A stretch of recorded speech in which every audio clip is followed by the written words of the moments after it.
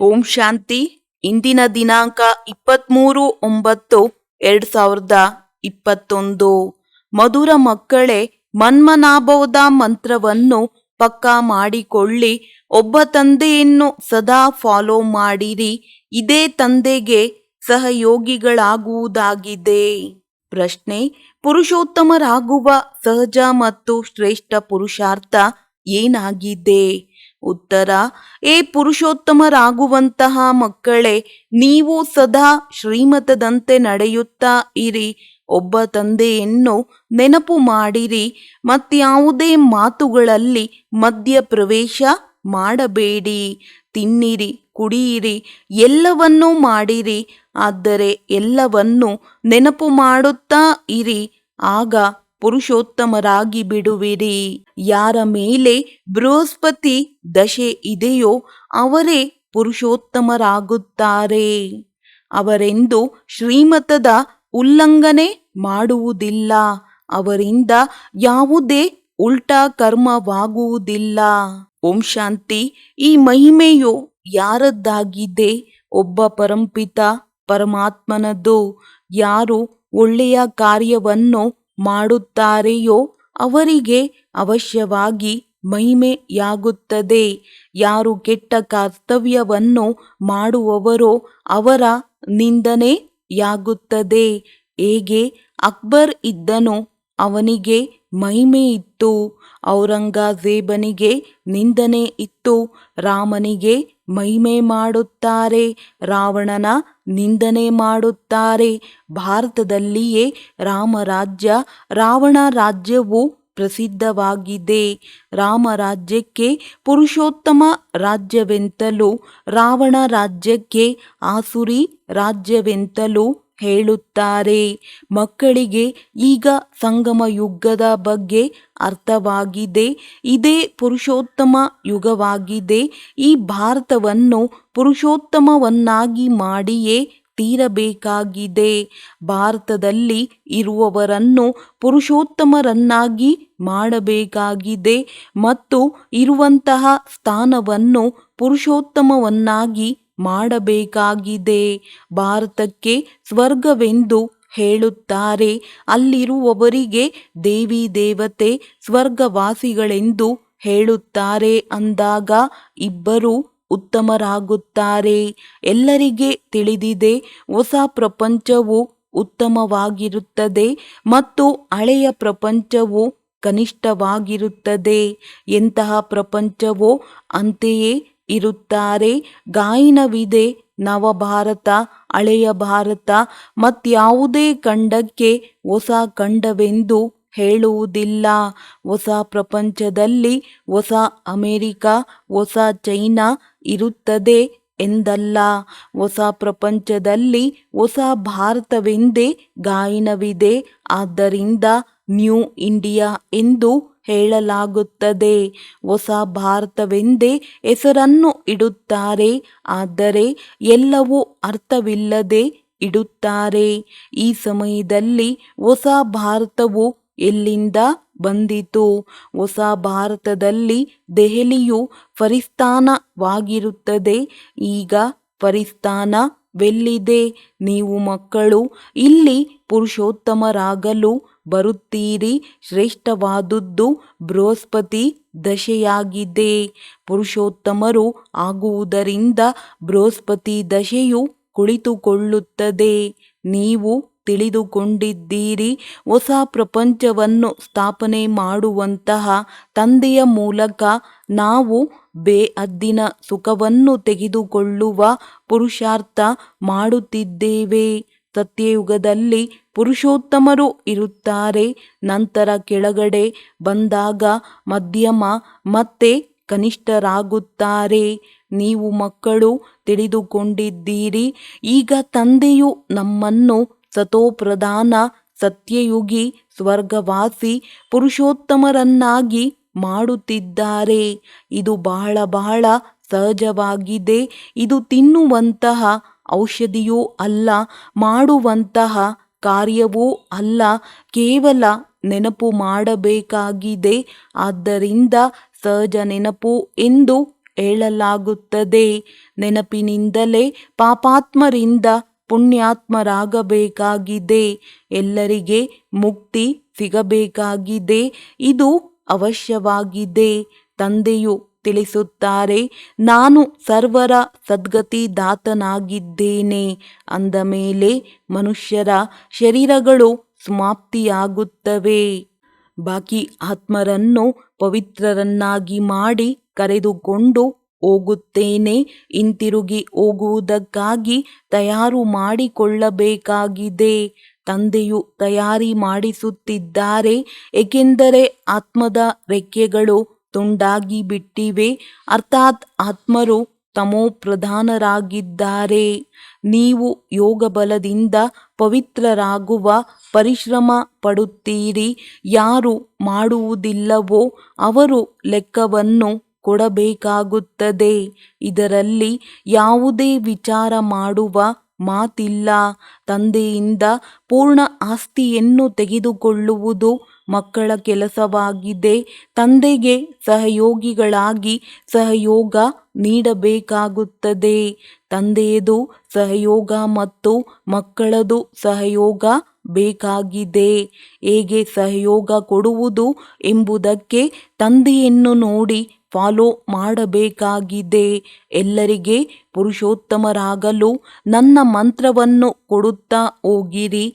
ತಂದೆಯು ಕಲ್ಪಕಲ್ಪವೂ ಬಂದು ತಿಳಿಸುತ್ತಾರೆ, ನನ್ನನ್ನು ನೆನಪು ಮಾಡದೆ ಪತಿತರಿಂದ ಪಾವನರಾಗುವುದಿಲ್ಲ.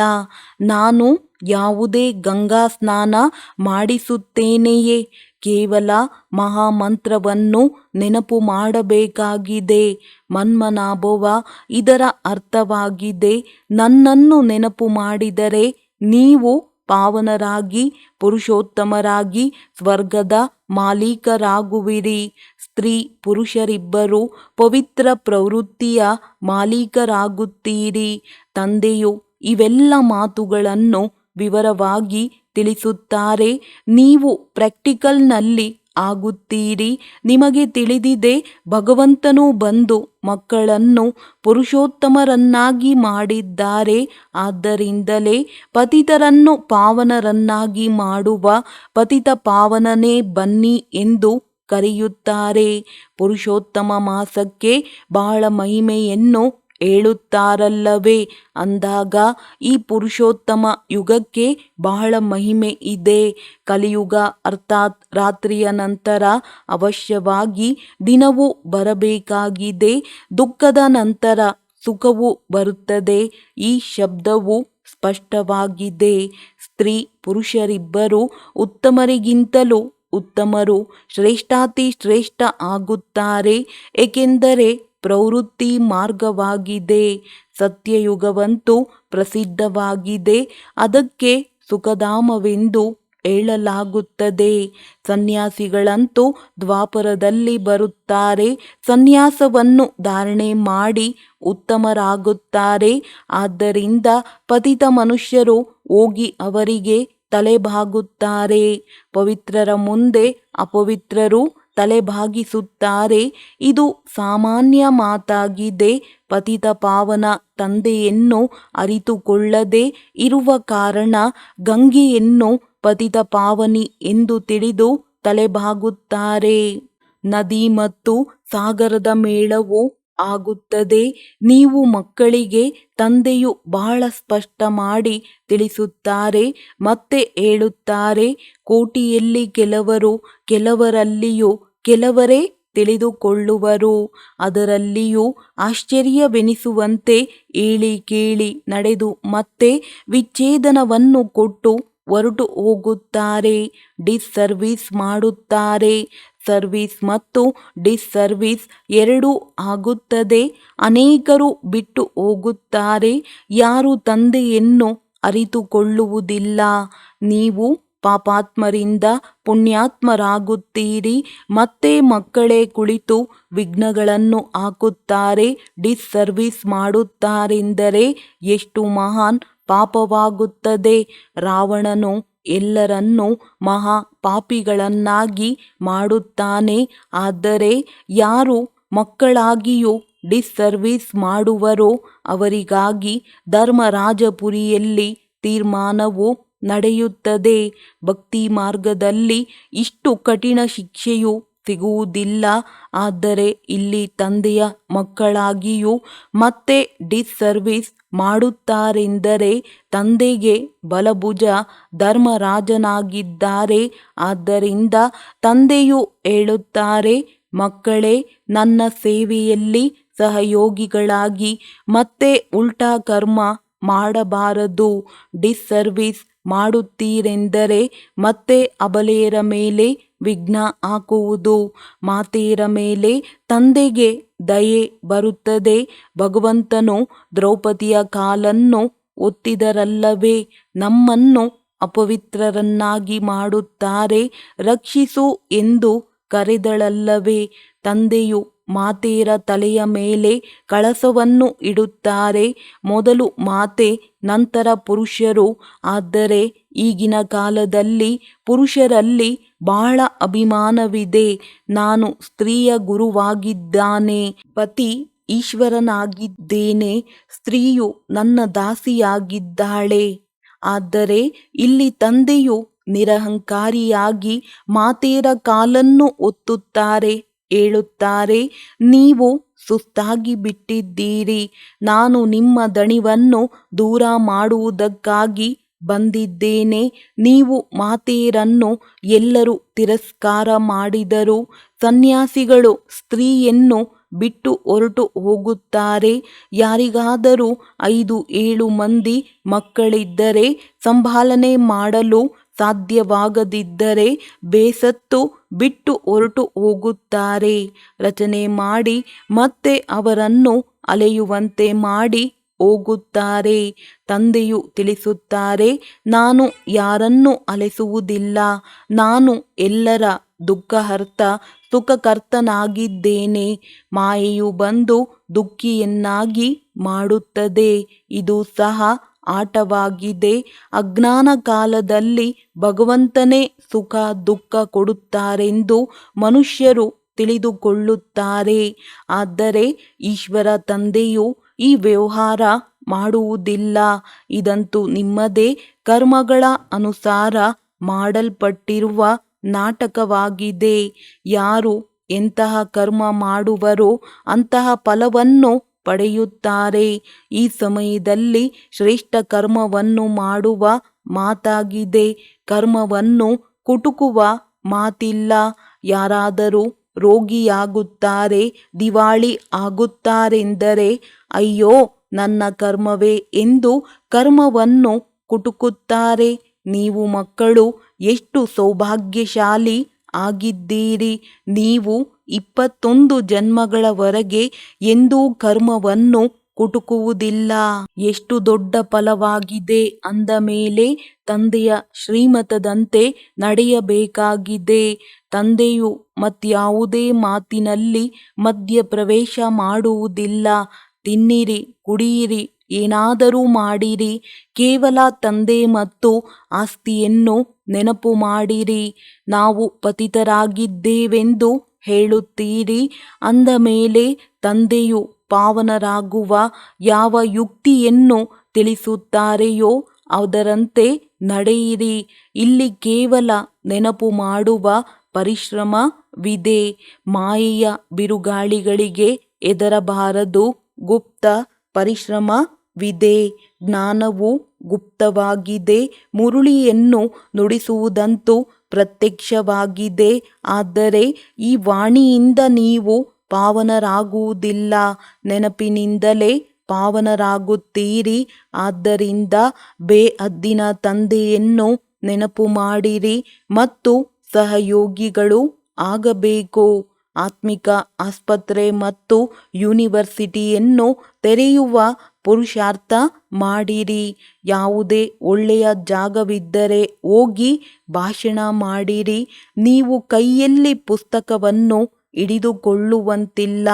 ನಿಮ್ಮ ಬುದ್ಧಿಯಲ್ಲಿ ಸಂಪೂರ್ಣ ಜ್ಞಾನವಿದೆ. ಬಾಕಿ ತಿಳಿಸುವುದಕ್ಕಾಗಿ ವೃಕ್ಷ, ತ್ರಿಮೂರ್ತಿ ಸೃಷ್ಟಿಚಕ್ರದ ರಹಸ್ಯವನ್ನು ಎಲ್ಲರಿಗೆ ತಿಳಿಸಬೇಕಾಗಿದೆ. ತಂದೆಯು ತಿಳಿಸುತ್ತಾರೆ, ನಾನು ಬ್ರಹ್ಮರವರ ಮೂಲಕ ಬ್ರಾಹ್ಮಣರನ್ನು ರಚಿಸುತ್ತೇನೆ. ಈ ವಿಷ್ಣು ಬ್ರಾಹ್ಮಣರ ಗುರಿ ಧ್ಯೇಯವಾಗಿದೆ. ಅವರಂತೆ ಮಾಡುವಂತಹ ಶಿಕ್ಷಕನು ನಿರಾಕಾರನಾಗಿದ್ದಾರೆ. ಬ್ರಹ್ಮನ ಮೂಲಕ ಸ್ಥಾಪನೆ, ವಿಷ್ಣುವಿನ ಮೂಲಕ ಪಾಲನೆ ಎಂದು ಗಾಯನವಿದೆ. ಕಲ್ಪದ ಮೊದಲು ಸಹ ಇದೇ ರೀತಿ ಚಿತ್ರಗಳನ್ನು ಮಾಡಿಸಿದೆವು. ನೋಡಿ, ವೈಜ್ಞಾನಿಕ ಶಕ್ತಿಯಿಂದ ಎಷ್ಟೊಂದು ಅಣ್ವಸ್ತ್ರಗಳನ್ನು ತಯಾರಿಸುತ್ತಾರೆ. ನೀವು ಮಕ್ಕಳು ಪುರುಷೋತ್ತಮರು ಆಗುವುದರಲ್ಲಿಯೂ ಪರಿಶ್ರಮವಾಗುತ್ತದೆ. ಏಕೆಂದರೆ ಜನ್ಮ ಜನ್ಮಾಂತರದ ಹೊರೆಯು ನಿಮ್ಮ ತಲೆಯ ಮೇಲಿದೆ. ಸೆಕೆಂಡಿನಲ್ಲಿ ನಿಶ್ಚಯವಾಯಿತೆಂದರೆ ತಂದೆಯನ್ನು ನೆನಪು ಮಾಡಬೇಕಾಗಿದೆ. ಅದರಿಂದಲೇ ತಮೋ ಪ್ರಧಾನರಿಂದ ಸತೋ ಪ್ರಧಾನ ಆಗುವಿರಿ. ತಂದೆಯು ತಿಳಿಸುತ್ತಾರೆ, ಮನ್ಮನಾಭವ, ನೀವು ಕರ್ಮಯೋಗಿಗಳಾಗಿದ್ದೀರಿ. ನೆನಪಿನ ಚಾರ್ಟ್ ಇಟ್ಟುಕೊಳ್ಳಬೇಕಾಗಿದೆ. ನಿಮ್ಮ ಯುದ್ಧವು ಮಾಯೆಯ ಜೊತೆ ಇದೆ. ಬಹಳ ಕಠಿಣ ಯುದ್ಧವಾಗಿದೆ. ನೀವು ನೆನಪಿನಲ್ಲಿರುವ ಪರಿಶ್ರಮ ಪಡುತ್ತೀರಿ. ಮಾಯೆಯು ಆರಿಸಿ ಬಿಡುತ್ತದೆ. ಜ್ಞಾನದಲ್ಲಿ ಯಾವುದೇ ಅಡಚಣೆ ಇಲ್ಲ. ಆತ್ಮದಲ್ಲಿ 84 ಜನ್ಮಗಳ ಸಂಸ್ಕಾರವು ತುಂಬಲ್ಪಟ್ಟಿದೆ. ಇದು ಅನಾದಿ ಮಾಡಲ್ಪಟ್ಟ ನಾಟಕವಾಗಿದೆ. ಈ ಚಕ್ರವು ಸುತ್ತುತ್ತಲೇ ಇರುತ್ತದೆ, ನಿಂತು ಹೋಗುವುದಿಲ್ಲ. ಸೃಷ್ಟಿಯನ್ನು ರಚಿಸಿದಾದರೂ ಏಕೆ ಎಂಬ ಪ್ರಶ್ನೆಯೇ ಬರುವುದಿಲ್ಲ. ಸೃಷ್ಟಿಯನ್ನು ರಚಿಸಿದ್ದಾದರೂ ಏಕೆ ಎಂಬ ಪ್ರಶ್ನೆಯೇ ಬರುವುದಿಲ್ಲ. ಆತ್ಮವು ಹೇಗೆ ಪರಿವರ್ತನೆಯಾಗುತ್ತದೆ? ಹೊಸ ಆತ್ಮವು ಎಲ್ಲಿಂದಲೂ ಬರುವುದಿಲ್ಲ. ಯಾವ ಆತ್ಮರಿದ್ದಾರೆಯೋ ಅವರೇ ಇರುತ್ತಾರೆ. ಹೆಚ್ಚು ಕಡಿಮೆಯಾಗಲು ಸಾಧ್ಯವಿಲ್ಲ. ಅದೇ ಪಾತ್ರಧಾರಿಗಳಾಗಿದ್ದಾರೆ. ನೀವು ಬೇಹದ್ದಿನ ಪಾತ್ರಧಾರಿಗಳಾಗಿದ್ದೀರಿ. ನೀವು ಯಾರೆಲ್ಲರನ್ನು ನೋಡುತ್ತೀರೋ ಅಷ್ಟು ಪಾತ್ರಧಾರಿಗಳು ನಾಟಕದಲ್ಲಿದ್ದಾರೆ. ಇವರು ಕಲ್ಪದ ನಂತರವೂ ಇರುತ್ತಾರೆ. ಯಾರೂ ಮೋಕ್ಷವನ್ನು ಹೊಂದುವುದಿಲ್ಲ. ಮನುಷ್ಯರು ಅವಾಗಮನದ ಚಕ್ರದಿಂದ ಬಿಡುಗಡೆಯಾಗಲು ಇಚ್ಛಿಸುತ್ತಾರೆ, ಆದರೆ ಸಾಧ್ಯವಿಲ್ಲ. ಯಾರು ಪಾತ್ರವನ್ನಭಿನಯಿಸಲು ಬರುತ್ತಾರೆಯೋ ಅವರು ಪುನಃ ಬರಲೇಬೇಕಾಗಿದೆ. ತಂದೆಯು ತಿಳಿಸುತ್ತಾರೆ, ನಾನು ಸಹ ಈ ಪತಿತ ಪ್ರಪಂಚದಲ್ಲಿ ಬಂದು ಹೋಗಬೇಕಾಗುತ್ತದೆ. ಕಲ್ಪಕಲ್ಪವೂ ಒಂದು ಬಾರಿ ನಾನು ಬರುತ್ತೇನೆ. ಯಾವಾಗ ನಾನೇ ಬರಬೇಕಾಗುತ್ತದೆ ಅಂದ ಮೇಲೆ ಮಕ್ಕಳ ಪಾತ್ರವು ನಿಂತು ಹೋಗಲು ಹೇಗೆ ಸಾಧ್ಯ? ನೀವು 84 ಬಾರಿ ಶರೀರದಲ್ಲಿ ಬರುತ್ತೀರಿ. ನಾನು ಒಂದೇ ಬಾರಿ ಬರುತ್ತೇನೆ. ನಾನು ಬರುವುದು ಹೋಗುವುದು ಬಹಳ ಅದ್ಭುತವಾಗಿದೆ. ಆದ್ದರಿಂದ ನಿಮ್ಮ ಗತಿ ಮತವು ನಿಮಗೆ ಗೊತ್ತು. ಸದ್ಗತಿ ಮಾಡುವುದಕ್ಕಾಗಿ ಯಾವ ಮತವಿದೆಯೋ ಅದು ನಿಮಗೆ ಗೊತ್ತು. ಮತ್ಯಾರಿಗೂ ಗೊತ್ತಿಲ್ಲ ಎಂದು ಹೇಳುತ್ತಾರೆ. ಅವರು ಕೇವಲ ಆಡುತ್ತಾರೆ. ನೀವು ಪ್ರತ್ಯಕ್ಷದಲ್ಲಿ ಇದ್ದೀರಿ. ಮೂಲ ಮಾತು ನೆನಪಿನದ್ದಾಗಿದೆ. ಮತ್ತೆ ಅಂದರಿಗೆ ಊರುಗೋಲಾಗಬೇಕಾಗಿದೆ. ಇದು ಪುರುಷೋತ್ತಮ ಯುಗವಾಗಿದೆ. ಇದು 5000 ವರ್ಷಗಳ ನಂತರ ಬರುತ್ತದೆ. ಪುರುಷೋತ್ತಮ ಮಾಸವು 3 ವರ್ಷಗಳ ನಂತರ ಬರುತ್ತದೆ. ಅದೆಲ್ಲವೂ ಭಕ್ತಿ ಮಾರ್ಗವಾಗಿದೆ. ಅವರ ಮಂತ್ರ ತಂತ್ರದ ಪುಸ್ತಕಗಳು ಬಹಳಷ್ಟಿದೆ. ಇಲ್ಲಂತೂ ಆ ಮಾತಿಲ್ಲ. ಭಕ್ತಿ ಮಾಡದೆ ಇರುವವರಿಗೆ ಅಧರ್ಮಿಗಳೆಂದು ಹೇಳುತ್ತಾರೆ. ಆದ್ದರಿಂದ ಅವರನ್ನು ರಾಜಿ ಮಾಡಿಕೊಳ್ಳಲು ಏನಾದರೂ ಮಾಡಬೇಕಾಗುತ್ತದೆ. ತಂದೆಯು ತಿಳಿಸುತ್ತಾರೆ, ಮಧುರ ಮಕ್ಕಳೇ, ಎಂದು ಡಿಸ್ಸರ್ವಿಸ್ ಮಾಡುವ ಪುರುಷಾರ್ಥ ಮಾಡಬೇಡಿ. ಯಾರಾದರೂ ವಿರೋಧಿಗಳಾಗಿ ಬಿಟ್ಟರೆ ಅವರಿಗೆ ಅಜಾಮಿಳರೆಂದು ಹೇಳಲಾಗುತ್ತದೆ. ಅಜಾಮಿಳ, ಸೂರದಾಸ ಮೊದಲಾದವರ ಎಷ್ಟೊಂದು ಕತೆಗಳಿವೆ. ಇದೆಲ್ಲವೂ ಭಕ್ತಿ ಮಾರ್ಗವಾಗಿದೆ. ಯಾರು ಇಲ್ಲಿ ಬಂದು ನನ್ನವರಾಗಿ ನನಗೆ ವಿಚ್ಛೇದನವನ್ನು ಕೊಡುವರೋ ಅವರೇ ಹೆಚ್ಚು ಪಾಪಾತ್ಮರಾಗಿದ್ದಾರೆ. ಯಾರು ನನ್ನ ನಿಂದನೆ ಮಾಡಿಸುವರೋ ಅವರಿಗಾಗಿ ಟ್ರಿಬ್ಯುನಲ್ ಇರುತ್ತದೆ. ಪ್ರತಿಜ್ಞೆ ಮಾಡಿ ಮತ್ತೆ ಡಿಸ್ಸರ್ವಿಸ್ ಮಾಡಿದರೆ ಕಠಿಣ ಶಿಕ್ಷೆ ಸಿಗುವುದು. ಪದವಿಯು ಶ್ರೇಷ್ಠವಾಗಿದೆ ಅಂದ ಮೇಲೆ ಮತ್ತೆ ತಪ್ಪು ಮಾಡಿದರೆ ಕಠಿಣ ಶಿಕ್ಷೆಯು ಸಿಗುವುದು. ಆದ್ದರಿಂದ ಯಾವುದೇ ಉಲ್ಲಂಘನೆ ಮಾಡಬಾರದು. ಸದ್ಗುರುವಿನ ನಿಂದಕರಿಗೆ ನೆಲೆ ಇಲ್ಲ. ಅರ್ಥಾತ್ ನರನಿಂದ ನಾರಾಯಣನಾಗುವ ಗುರಿ ಧ್ಯೇಯವನ್ನು ಪಡೆಯಲು ಸಾಧ್ಯವಿಲ್ಲ. ಗುರುಗಳೊಂದಿಗೆ ನೀವು ಕೇಳಬಲ್ಲಿರಿ. ಗುರುವಿನ ನಿಂದಕರಿಗೆ ನೆಲೆ ಇಲ್ಲವೆಂದು ನೀವು ಹೇಳುತ್ತೀರಿ. ಅದು ಯಾವ ನೆಲೆ? ಅದಕ್ಕೆ ಅವರು ತಿಳಿಸಲು ಸಾಧ್ಯವಿಲ್ಲ. ತಂದೆಯ ಕಿರೀಟವನ್ನು ಅವರು ತಮ್ಮ ಮೇಲೆ ಇಟ್ಟುಕೊಂಡಿದ್ದಾರೆ. ಶಿಕ್ಷಕರು ಹೇಳುತ್ತಾರೆ, ಒಂದು ವೇಳೆ ಪೂರ್ಣ ಓದದಿದ್ದರೆ ಶ್ರೇಷ್ಠ ಪದವಿಯನ್ನು ಪಡೆಯಲು ಸಾಧ್ಯವಿಲ್ಲ. ಪಾವನರಾಗಿ ದೇವಿ ದೇವತೆಗಳಾಗಬೇಕಾಗಿದೆ. ಇಲ್ಲಿ ಯಾರೂ ಪಾವನರಿಲ್ಲ. ಈಗ ಎಲ್ಲರೂ ಪಾವನರಾಗಬೇಕಾಗಿದೆ. 21 ಜನ್ಮಗಳಿಗಾಗಿ ರಾಜ್ಯಭಾಗ್ಯವು ಸಿಗುತ್ತದೆ. ಆದ್ದರಿಂದ ಕೇವಲ ಇದೊಂದು ಅಂತಿಮ ಜನ್ಮದಲ್ಲಿ ಪಾವನರಾಗಬೇಕಾಗಿದೆ. ಎಷ್ಟು ದೊಡ್ಡ ಪ್ರಾಪ್ತಿ ಇದೆ! ಪ್ರಾಪ್ತಿಯಾಗದೇ ಇದ್ದರೆ ಅಂತಹ ಪುರುಷಾರ್ಥ ಮಾಡುವರೆ. ಆದರೆ ಮಾಯೆಯು ಶಕ್ತಿಶಾಲಿಯಾಗಿದೆ. ಅದು ಶ್ರೇಷ್ಠ ಪ್ರಾಪ್ತಿಯಲ್ಲಿಯೂ ವಿಘ್ನಗಳನ್ನು ಹಾಕುತ್ತದೆ ಮತ್ತು ಬೀಳಿಸುತ್ತದೆ. ಓಹೋ ಮಾಯೆ, ಒಳ್ಳೆಯದು. ಮಧುರಾತಿ ಮಧುರ ಅಗಲಿ ಹೋಗಿ ಮರಳಿ ಸಿಕ್ಕಿರುವ ಮಕ್ಕಳ ಪ್ರತಿ ಮಾತಾಪಿತಾ ಬಾಪ್ ದಾದಾರವರ ನೆನಪು, ಪ್ರೀತಿ ಹಾಗೂ ಸುಪ್ರಭಾತ. ಆತ್ಮಿಕ ಮಕ್ಕಳಿಗೆ ಆತ್ಮಿಕ ತಂದೆಯ ನಮಸ್ತೆ. ಧಾರಣೆಗಾಗಿ ಮುಖ್ಯ ಸಾರ. 1. ಯಾವುದೇ ಡಿಸ್ಸರ್ವಿಸಿನ ಕಾರ್ಯ ಮಾಡಬಾರದು ಮತ್ತು ತಂದೆಯ ನಿಂದನೆಯಾಗುವಂತಹ ಕರ್ಮವು ಆಗಬಾರದು. ಉಲ್ಲಂಘನೆಗಳಿಂದ ದೂರವಾಗಬೇಕು. ಪುರುಷೋತ್ತಮರಾಗಬೇಕಾಗಿದೆ. 2. ಮಾಯೆಯ ಬಿರುಗಾಳಿಗಳಿಗೆ ಹೆದರದೆ ಪಾವನರಾಗುವುದಕ್ಕಾಗಿ ನೆನಪಿನಲ್ಲಿರುವ ಪುರುಷಾರ್ಥ ಮಾಡಬೇಕಾಗಿದೆ.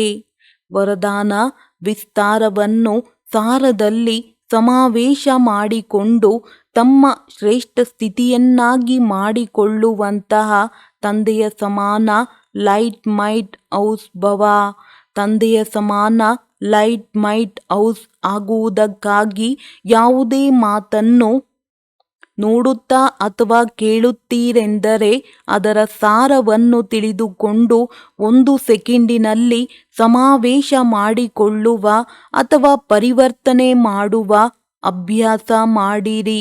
ಏಕೆ, ಏನು ಎಂಬ ವಿಸ್ತಾರದಲ್ಲಿ ಹೋಗಬಾರದು. ಏಕೆಂದರೆ ಯಾವುದೇ ಮಾತಿನ ವಿಸ್ತಾರದಲ್ಲಿ ಹೋಗುವುದರಿಂದ ಸಮಯ ಮತ್ತು ಶಕ್ತಿಗಳು ವ್ಯರ್ಥವಾಗುತ್ತವೆ.